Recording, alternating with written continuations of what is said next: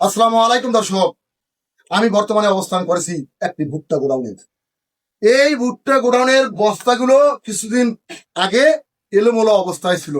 সেই কারণে এক ধরনের পোকা, কালো পোকা যেটাকে বলা হয় আমাদের উত্তরাঞ্চলে হাতুড়ি পোকা, জন্মগ্রহণ করেছে। এখন এই ভুট্টার বস্তাগুলো গোডাউনে প্রসেসিং করা হচ্ছে, যাতে করে এই পোকাগুলো আসতে না পারে। সেজন্য সুপার ফিম নামক এক ধরনের ট্যাবলেট এই বস্তাগুলোর মাঝে মাঝে ব্যবহার করব।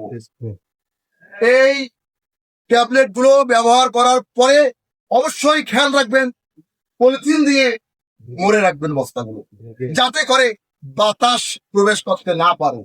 72 ঘন্টা পর বস্তাগুলো থেকে পলিথিনটি সরিয়ে দিবেন, দেখবেন পোকাগুলো ধ্বংস হয়ে গেছে।